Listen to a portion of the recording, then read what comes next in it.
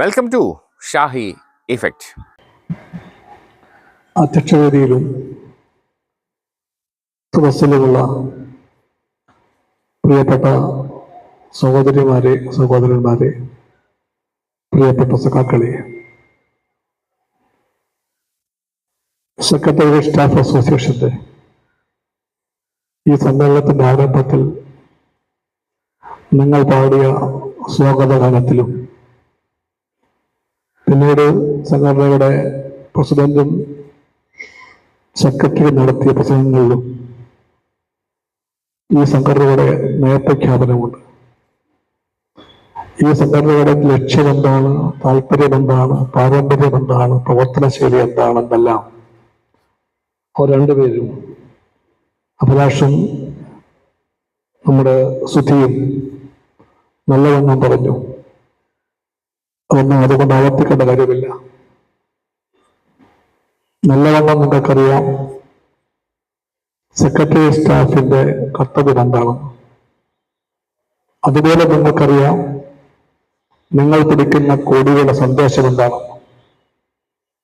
ഇത് രണ്ടും പ്രധാനമാണ്. ആ പ്രാധാന്യം തിരിച്ചറിഞ്ഞുകൊണ്ടാണ് ഈ സംഘടന എല്ലാ കാലത്തും പ്രവർത്തിച്ചു വന്നു. ഒരുപാട് കാലമായി അതിന്റെ ഒരു ബന്ധുവായ ആൾ എന്ന നിലയ്ക്ക് എനിക്ക് പറയാൻ കഴിയും. എന്റെ ബന്ധം കുറച്ച് പഴയതാണ്. വാഹിദിനും ഫ്രാൻസിസിനും പോലും അറിയില്ല.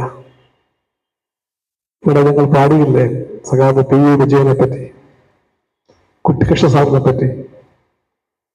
അവർ രണ്ടുപേരും ഞങ്ങളുടെ അധ്യാപകരാണ്. ഒഫീഷ്യലി അല്ല, ദൈവത്തിലെ പഠിക്കുമ്പോൾ അന്ന് AISFന്റെ പ്രസിഡന്റാണ് ഞാൻ. General secretary KP രാജേന്ദ്രനാണ്.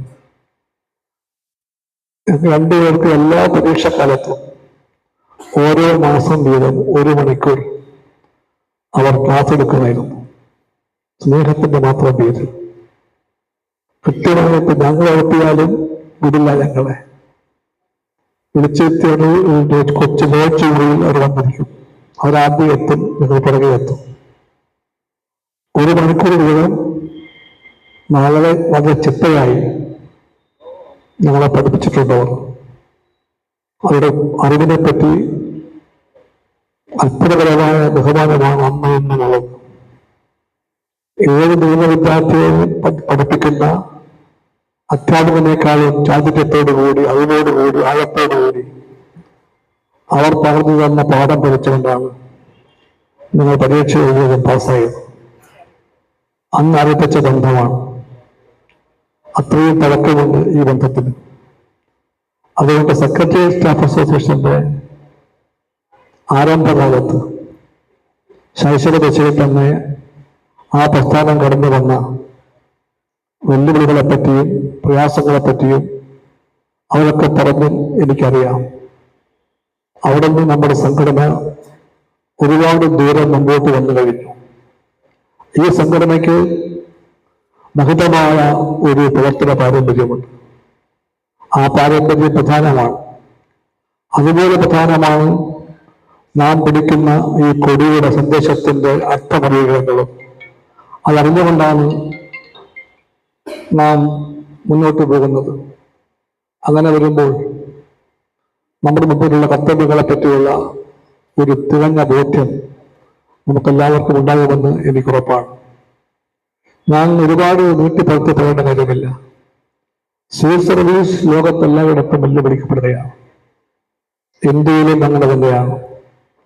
രാജ്യം ഭരിക്കുന്ന ഗവൺമെന്റ് സബ്കാ സാത്ത് എന്ന് കപടമുദ്രാവാക്യം വിളിക്കുന്ന ഗവൺമെന്റ് വാസ്തവത്തിൽ വെക്കുന്നത് സിവിൽ സർവീസിനെ ഇല്ലാതാക്കാൻ വേണ്ടിയാണ്. ഒരു മറയും കൂടാതെ അവരെപ്പോഴും പറഞ്ഞ കാര്യമാണത്. Less government, maximum governance. ഇതാണ് മുദ്രാവാക്യമായി നരേന്ദ്രമോദി ആദ്യം മുതലേ പറഞ്ഞു വരുന്നത്. Less government, maximum governance. കേട്ടാൽ തോന്നും എന്തോ വലിയ കാര്യം ചെയ്യാൻ പോവുകയാണ് എന്ന് പറഞ്ഞാൽ സിവിൽ സർവീസിന്റെ എണ്ണം കുറയ്ക്കുക എന്നാണ്. കേന്ദ്ര ഗവൺമെന്റ് സർവീസിൽ ഇന്നുള്ള ഒഴിവുകൾ 20 ലക്ഷം കഴിയും.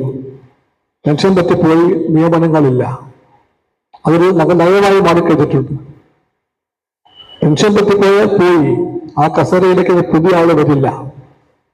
തൊഴിലിനു വേണ്ടി കാത്തിരിക്കുന്ന കോടാനുകൂടി ചെറുപ്പക്കാർ പുറത്തുള്ളപ്പോൾ ഒരാളെപ്പോലും നിയമിക്കാൻ ഗവൺമെന്റിന് താല്പര്യമില്ല, നയമില്ല. അതാണ് ദേശീയ തലത്തിലുള്ള നയം. ആ നയത്തിന്റെ നടത്തിപ്പുകാരെ പറ്റി നാം അറിയാതിരിക്കരുത്. ഈ ആശയത്തിന്റെ വിജ്ഞാതാക്കളെ നാം അറിയണം. ലോകവ്യാപിയായി കമ്പോള വ്യവസ്ഥയുടെ ശക്തികളാണ് ഈ പറയുന്ന ലെസ് ഗവൺമെന്റിന്റെ ആശയത്തിന്റെ വിജ്ഞാതാക്കൾ. രണ്ടു കൈയും നീട്ടി ദേശീയ ഗവൺമെന്റിന്റെ ഭരണകർത്താക്കൾ ഏറ്റുവാങ്ങിച്ചത് ആ നയമാണ്. ആ ഗവൺമെന്റുകളെ നിയന്ത്രിക്കുന്ന ലോക മേധാവിത്വത്തിന്റെ ശക്തിയാണ് വാസ്തവത്തിൽ അമേരിക്കൻ ഭരണകൂടം. ആ ഭരണകൂടത്തിൽ ഒന്നാമനാണ് അമേരിക്കൻ പ്രസിഡന്റ്. ആ പ്രസിഡന്റിന്റെ അഡ്മിനിസ്ട്രേറ്റീവ് സംവിധാനത്തിൽ വരാൻ പോകുന്ന ആളെപ്പറ്റി ഡൊണാൾഡ് ട്രംപ് പറഞ്ഞു കഴിഞ്ഞു. ആ ആൾ ഇലോൺ മസ്ക് ആയിരിക്കും. ലോകത്തെ ഏറ്റവും വലിയ പണക്കാരൻ, എല്ലാത്തിന്റെയും അധിപനായി മാറുന്ന പണക്കാരൻ. ഇപ്പോൾ തന്നെ ഒരു ചാരയന്ത്രത്തിന്റെ ഭാഗത്താണ് ഇന്ന് വായിച്ചു. മണിപ്പൂരിലെ കലാപവേദികളിൽ മേത്തി സായുധ സംഘടനകൾ ഉപയോഗിക്കുന്ന ഒരു സന്ദേശം കൈമാറുന്ന യന്ത്രത്തിനെ പറ്റിയാണ് നമ്മൾ വായിച്ചത്. അതിന്റെ നിർമ്മാതാവാണ് ഈ പറയുന്ന ഇലോൺ മസ്ക്. എന്ന് പറഞ്ഞാൽ അധോലോകത്തിലെ ഇത്ര ശക്തികൾക്കും സൈന്യത്തിനുമെല്ലാം വൻതോതിൽ ഇതുപോലെയുള്ള സാധനങ്ങൾ ഉണ്ടാക്കി വിൽക്കുന്ന, അതിലൂടെ ലാഭം കൊള്ളുന്ന ശക്തിയാണ് ഇലോൺ മസ്ക്. അദ്ദേഹത്തിന്റെ കാറാണ് ലോകത്തെ ഏറ്റവും അധികം ഇന്ന് ഡിമാൻഡുള്ള ഇലക്ട്രിക് കാറുകൾ. അദ്ദേഹമാണ് ശൂന്യാകാശത്തിലേക്ക് ആൾക്കാരെ അയക്കുന്ന വാഹനം ഉണ്ടാക്കാൻ വേണ്ടിയുള്ള ഗവേഷണത്തിൽ മുമ്പോട്ട് പോയ ആൾ. അദ്ദേഹമാണ് വാർത്താവിനിമയ രംഗത്തുള്ള എല്ലാത്തിന്റെയും മേൽ ഇന്നിപ്പോൾ കൈവെക്കുന്ന ലോകാധിപൻ. ആ മസ്ക് ആയിരിക്കണം എന്റെ വഴികാട്ടി എന്ന് പറയുന്ന ഒരാളാണ് അമേരിക്കൻ പ്രസിഡന്റ് കണ്ടുകൊണ്ടത്. ആ അമേരിക്കൻ പ്രസിഡന്റും ആ നയങ്ങളുമാണ് ഇന്ത്യയുടെ വഴികാട്ടി എന്ന് പറയുന്നതാണ് ഇന്ത്യൻ പ്രധാനമന്ത്രി നരേന്ദ്രമോദി. അദ്ദേഹത്തിന്റെ ശക്തിയായ സുഹൃത്താണ് ആ സുഹൃത്ത് അദാനിയാണ്. അദാനിയെ പറ്റി ഒന്നും പറയേണ്ട കാര്യമില്ല. ഇവിടെ തട്ടിപ്പും വെട്ടിപ്പുകളും നടത്തിയിട്ട് മതിവരാണ് അമേരിക്കയിൽ പോയി നടത്തിയ തട്ടിപ്പിനെ പറ്റി അമേരിക്കൻ ഗവൺമെന്റ് പറയുകയാണ് ഇപ്പോൾ. അതാണ് അദാനി. അദാനിയും മസ്കും ഒക്കെ നിയന്ത്രിക്കുന്ന ഗവൺമെന്റുകളുടെ ഈ പരമ്പരയിൽ മറ്റൊരു ഗവൺമെന്റും കൂടെ ഉണ്ട്. ഇസ്രയേലിലെ നെതന്യാഹു ഗവൺമെന്റാണ്. ആ ഗവൺമെന്റും ഇതുപോലെ ഇസ്രയേലിലും പുറത്തുമുള്ള സിയാനിസ്റ്റ് ലോബിയുടെ കോർപ്പറേറ്റ് കമ്പനികളുടെ നിയന്ത്രണത്തിൽ പ്രവർത്തിക്കുന്ന ഗവൺമെന്റാണ്. അതുകൊണ്ട് ലോകത്തെല്ലാം ഭരണകൂടങ്ങൾ നിയന്ത്രിക്കുന്നവരായി കോർപ്പറേറ്റ് കൊള്ളക്കാർ മാറിക്കൊണ്ടിരിക്കുകയാണ്. അവർക്കൊറ്റ വേദാന്തമേ ഉള്ളൂ. ആ വേദാന്തം ലാഭം എന്ന് മാത്രമാണ്.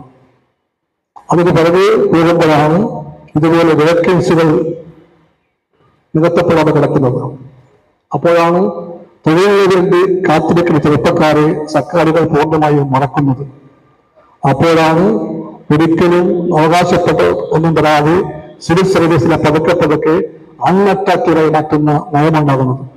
അതിന്റെ ഭാഗമായിട്ടാണ് ഈ പറയുന്ന പങ്കാളിത്ത പെൻഷനും മറ്റും അടിച്ചേൽപ്പിക്കപ്പെടുന്നത്. സിവിൽ സർവീസിന്റെ ഏറ്റവും വലിയൊരു ആകർഷണീയത അതിന്റെ പെൻഷൻ സംവിധാനമാണ്. സാമൂഹിക സുരക്ഷയുടെ ഭാഗമായിട്ട് നടപ്പിലാക്കാൻ ശ്രമിക്കുന്ന ഈ സോഷ്യൽ സെക്യൂരിറ്റി മെഷറാണ് പെൻഷൻ. ആ പെൻഷനെ പറ്റിയുള്ള ഉറപ്പാണ് ഇപ്പോൾ നല്ല പേരാണ് കോൺട്രിബ്യൂട്ടറി പെൻഷൻ. ആ പേര് പറഞ്ഞുകൊണ്ട് വാസ്തവത്തിൽ പെൻഷൻ തരുന്ന സുരക്ഷയെ ഇല്ലാതാക്കുന്ന ഗവൺമെന്റ്. ഇതെല്ലാം ചെയ്തുകൊണ്ട് സിവിൽ സർവീസ് ഇന്ത്യയിൽ ഭീകരമായ തലത്തിൽ ആക്രമിക്കപ്പെടുമ്പോഴാണ് നാം സമ്മേളിക്കുന്നത്. നമ്മുടെ അവകാശങ്ങൾ അതിന് പ്രധാനപ്പെട്ട ഒന്നാണ്. ഈ അവകാശ സമ്പാദന പോരാട്ടങ്ങളിലെല്ലാം നിങ്ങളുടെ സംഘടന കാണിച്ച മുൻകൈയെപ്പറ്റി ഒരു ബന്ധുവായ ആൾ എന്ന നിലയ്ക്ക് നല്ലവണ്ണം എനിക്കറിയാം. ആ പോരാട്ടങ്ങളിലെല്ലാം നിങ്ങൾ കാണിക്കുന്ന പോരാട്ട വീര്യം, അതിനെ പറ്റിയുള്ള മതിപ്പും ആദരവും ഞാൻ രേഖപ്പെടുത്താൻ ആഗ്രഹിക്കുന്നു. അതോടൊപ്പം തന്നെ നിങ്ങൾ കാണിക്കുന്ന ആർജവത്തെപ്പറ്റിയും എനിക്ക് നല്ല മതിപ്പുണ്ടെന്ന് ഞാൻ പറയട്ടെ. ഒരു കാര്യം ഉറപ്പാണ്, സിവിൽ സർവീസിന്റെ രംഗത്ത് നിന്നും അഴിമതി ഒഴിച്ചു മാറ്റാൻ നാം എല്ലാം പ്രതിജ്ഞാബദ്ധരാണ്. അഴിമതിയാകരുത് സിവിൽ സർവീസിന്റെ മുഖമുദ്ര. അതുറപ്പാക്കണം. അത് സമരമാണ്. ആ സമരത്തിൽ വിട്ടുവീഴ്ച പാടില്ലെന്നാണ് ചുവന്ന കൊടി പറയുന്നത്. ഞാൻ നിങ്ങളോടെല്ലാം കമ്മ്യൂണിസ്റ്റ് ആകാൻ പറയില്ല. പക്ഷേ കമ്മ്യൂണിസ്റ്റ് ആകാനുമായില്ലെങ്കിലും നിങ്ങൾ ചുവന്ന കൊടി പിടിക്കുമ്പോൾ ആ കൊടി പിടിക്കുന്നവർ പാലിക്കേണ്ട ചില മൂല്യബോധങ്ങളുണ്ട്, ചില ശൈലികളും പെരുമാറ്റ രീതികളുമുണ്ട്. അതുകൂടി പഠിക്കാനും പ്രവർത്തകരാക്കാനും നമുക്കെല്ലാമുള്ള കടമയെപ്പറ്റി ഞാൻ സൂചിപ്പിക്കുകയാണ്. സെക്രട്ടേറിയറ്റ് സ്റ്റാഫ് അസോസിയേഷൻ ആ കത്തുകളെപ്പറ്റി നിരന്തരം പറയുന്ന പ്രസ്ഥാനമാണെന്ന് എനിക്ക് നല്ലവണ്ണം അറിയാം. അതൊരു സമരമാണ് എന്ന് ആവർത്തിച്ചുകൊണ്ട് ആ സമരത്തിന്റെ പ്രാധാന്യം ഒട്ടും ചോർന്നു പോകാതെ സൂക്ഷിക്കണമെന്ന് ഞാനൊരു നേതൃത്വത്തോടെ നിങ്ങളെല്ലാം അഭ്യർത്ഥിക്കുന്നു. എല്ലാവരും പറഞ്ഞു കേട്ട ഒരു ക്ലീഷയാണ്, ഓരോ ഫയലിലും ജീവിതമുണ്ട്. ആ ജീവിതത്തിന്റെ മേലാണ് നിങ്ങൾ കൈവയ്ക്കുന്നത്. നിങ്ങൾ ഫയൽ തുറക്കുമ്പോൾ, പേരെടുക്കുമ്പോൾ, നോട്ട് എഴുതുമ്പോൾ, ഒപ്പുവയ്ക്കുമ്പോഴെല്ലാം ഒരു ജീവിത നടപടിയെ കാത്തിരിക്കുന്നുണ്ട്. ആ ജീവിതത്തെ കാണണം, അവരെ കേൾക്കണം. പലപ്പോഴും എനിക്കും നിങ്ങൾക്കും സാമാന്യം അറിയാം, ചില ഫയലുകൾക്ക് വേഗത പെട്ടെന്ന് കൂടും, നല്ല വേഗത വരും. ഭൂരിപക്ഷം ഫയലിനും ആ വേഗതയില്ല. വേഗത കൂടുന്ന ഫയൽ ഏതാണ്? ഈ ഫയൽ സ്വാധീനമുള്ളവരുടേതാണ്. സാമ്പത്തിക സ്വാധീനം, അധികാര സ്വാധീനം, രാഷ്ട്രീയ സ്വാധീനം, ഇതൊക്കെയുള്ള ഫയലുകളുടെ വേഗത അത്ഭുതപ്പെടുത്തും. ആ ഫയൽ വന്നാൽ ഉടനെ ഫോൺ വരും, അപ്പോൾ ചാടും ആ ഫയൽ അടുത്തടുത്തേക്ക്. നിമിഷനേരം കൊണ്ട് ആ ഫയൽ ലക്ഷ്യം കൂടും. ഇതുപോലെ തന്നെ നേരായി പോയാൽ ലക്ഷ്യം നേടേണ്ട എത്രയോ ഫയലുകൾ ഓരോ ഓഫീസിലും കെട്ടിക്കിടക്കുന്നുണ്ട്. അതേപ്പറ്റി വർഗബോധത്തിന്റെ നിയമം പറയുന്നു. വർഗബോധത്തിന്റെ തന്നെ പ്രേരണയായി ഒരു നിലപാട് വേണം നമ്മുടെ സംഘടനയ്ക്ക്. എല്ലാ ഫയലിനും വേഗത വേണം. ആ ഫയലിന്റെ വേഗതയെ പറ്റിയുള്ള സമീപനത്തിൽ ഈ പ്രധാനമാർക്ക് വേണ്ടിയുള്ള വേഗത, പാലകൾക്ക് വേണ്ടിയുള്ള വേഗത കുറവ്, അതാകരുത് സമീപനമെന്ന് ഞാൻ സ്നേഹപരസ്പരം അഭ്യർത്ഥിക്കുന്നു. അങ്ങനെ വരുമ്പോൾ സിവിൽ സർവീസിന്റെ കാര്യക്ഷമത, അതിന്റെ അഴിമതിരാഹിത്യം, അതെല്ലാം ചർച്ചാ വിഷയമാകണം. ജനങ്ങൾ പ്രതീക്ഷിക്കുന്നത് അവരുടെ സങ്കല്പങ്ങളെ മനസ്സിലാക്കുന്ന, കാത്തിരിപ്പിന്റെ വിരാമം കുറിക്കാൻ കഴിയുന്ന ഭരണവും എന്ന രീതിയുമാണ്. ഗവൺമെന്റ് മന്ത്രിമാരെല്ലാം എന്തെല്ലാം ശ്രമിച്ചാലും ഈ ഉപഗ്രഹണത്തിന് ഘട്ടം വരുമ്പോൾ അവിടെ സിവിൽ സർവീസിന്റെ വലിയ പങ്കുണ്ട്. മന്ത്രി ആവേശപൂർവ്വം ആത്മാർത്ഥമായി ഒരു കാര്യം ചെയ്യാൻ എടുത്തിയതായിട്ടുണ്ട്. അവിടെ നിന്ന് ഫയൽ പുറപ്പെടുന്നു. ആ ഫയൽ താഴേക്ക് വന്നാൽ ദിവസങ്ങളല്ല, ആഴ്ചകളല്ല, മാസങ്ങൾ എവിടെയോ തുറന്നു കിടക്കുന്നു. ചിലപ്പോൾ ബോധപൂർവം, ചിലപ്പോൾ ബോധപൂർവം അല്ലാതെ.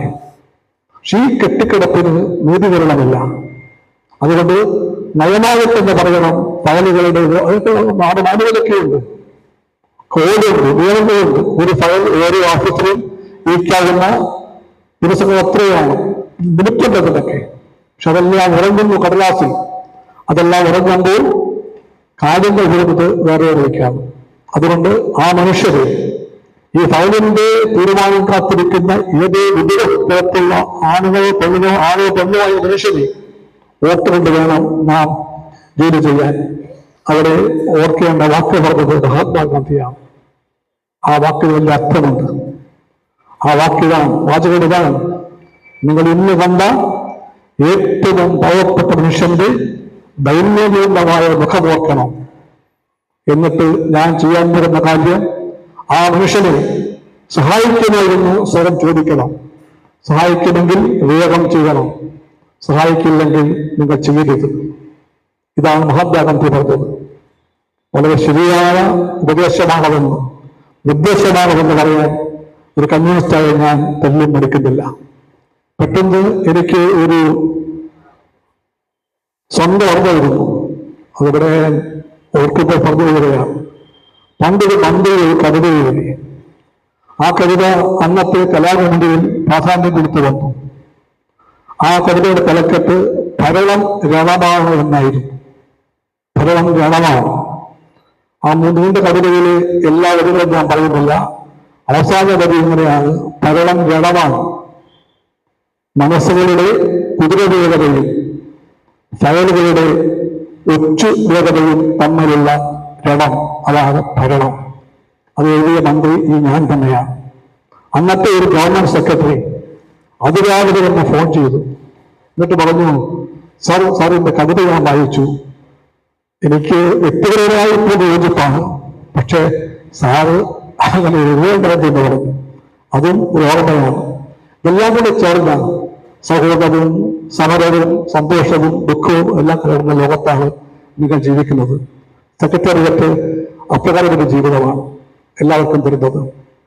ഈ സ്ഥാപനത്തെപ്പറ്റി പണ്ട് ഒരു വലിയ മനുഷ്യൻ പറഞ്ഞു, ആ മനുഷ്യൻ സുഗതനാണ്. അദ്ദേഹം പറഞ്ഞു, ഈ സെക്രട്ടേറിയറ്റ് ഇടിച്ചു നിരപ്പാക്കി അവിടെ ചേർന്ന് പോലെയല്ല ചുരുങ്ങണം നടൻ പറഞ്ഞു അദ്ദേഹം. വേറൊന്നുകൊണ്ടുമല്ല, ക്ഷമകത്ത് പറയുകയാണ്. ഈ പറയുന്ന ഒച്ചുവേഗത കണ്ട് കേട്ട ഒരു അദ്ദേഹത്തിന്റെ MLA ആണ്. അദ്ദേഹം പൂർണ്ണ ജീവിതത്തിൽ എല്ലാ ഘട്ടങ്ങളിലും പൂർണ്ണമായ കമ്മ്യൂണിസ്റ്റാണ്. നിസ്വർഗത്തിന്റെ ലോകവും നമ്പറയും അറിയാവുന്ന ഉദാത്തമായ മൂല്യങ്ങളെ മുറുകെപ്പിടിക്കുന്ന മഹാനായ കമ്മ്യൂണിസ്റ്റ്. അദ്ദേഹത്തിന്റെ മടുപ്പ്, നിരാശ, അമർഷം, അതാണ് ആ പ്രസംഗമായി മാറിയത്. അങ്ങനെ ഒരു ഭൂതകാലം ഉണ്ട് നമ്മുടെ സെക്രട്ടേറിയറ്റിന്. ആ ഭൂതകാലം മാറണം. അത് മാറ്റിയെടുക്കാൻ ജനങ്ങൾ നിങ്ങൾ നോക്കുന്നുണ്ട്. എല്ലാവരുടെയും മേൽ ആ കണ്ണുണ്ട്. മന്ത്രിമാരുടെ മേൽ, നേതാക്കളുടെ മേൽ, നിങ്ങളുടെ മേൽ എല്ലാം ഉണ്ട് ആ കണ്ണ്. ആ കണ്ണ് ദൈവത്തിന്റെ കണ്ണല്ല, ആ കണ്ണ് ജനങ്ങളുടെ കണ്ണാണ്. പിന്നെ ലീഡിങ് ഡെമോക്രസി, നല്ല വ്യക്തികൾ വേണം. അധിപന്മാർ നമ്മളാരുമല്ല, അധിപന്മാർ ജനങ്ങളാണ്. ആ ജനങ്ങൾക്ക് തന്ന ശമ്പളമാണ് നിങ്ങളുടെ ശമ്പളം. അതുകൊണ്ട് ആദ്യത്തെ കൂറ് അവർക്കായി മാറ്റിവെക്കുക. എല്ലാ പ്രവർത്തനങ്ങളുടെയും അർത്ഥം അവർക്ക് വേണ്ടിയാണ് എന്നറിയുക. ആ ബോധത്തോടു കൂടി മുമ്പോട്ട് പ്രകാശിക്കുക. ഞാൻ ഭാരിച്ച രാഷ്ട്രീയമോ മറ്റു കാര്യങ്ങളൊന്നും പറയാതെ എന്റെ വാക്കുകൾ ചുരുക്കുന്നു. എനിക്കുറപ്പാണ് സെക്രട്ടേറിയറ്റ് സ്റ്റാഫ് അസോസിയേഷൻ അതിന്റെ പാരമ്പര്യങ്ങളെല്ലാം മുറുകെ പിടിച്ചുകൊണ്ട്, അത് പിടിക്കുന്ന കൊടിവരെ അറ്റവരിഞ്ഞുകൊണ്ട്, ജനങ്ങളെ വലുതായി കണ്ടുകൊണ്ട്, സിവിൽ സർവീസിന്റെ പരിശുദ്ധിയിൽ നന്നായി ഉയർത്തിപ്പെടുത്തിക്കൊണ്ട് മുമ്പോട്ട് പോകാൻ മുൻകാലങ്ങളിലേതുപോലെ വരും കാലങ്ങളിൽ പ്രവർത്തിക്കുമെന്ന് എനിക്കുറപ്പുണ്ട്. ആ ഉറപ്പിനെ തെളിയിക്കാൻ നിങ്ങൾ ഈ സമ്മേളനം വിജയകരമായി പൂർത്തിയാക്കും എന്ന വിശ്വാസം എനിക്കുണ്ട്. ആ വിശ്വാസം പങ്കിട്ടുകൊണ്ട് ഞാൻ സ്നേഹത്തോടുകൂടി ഈ സമ്മേളനം ഉദ്ഘാടനം ചെയ്യുന്നു. സദാക്കളെ മുന്നോട്ട്.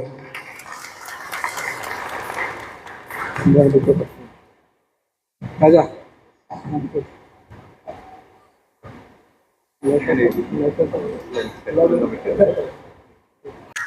കൂടുതൽ വിശേഷങ്ങളുമായി വീണ്ടും കാണാം. അതുവരെ ഏവർക്കും നന്ദി, നമസ്കാരം.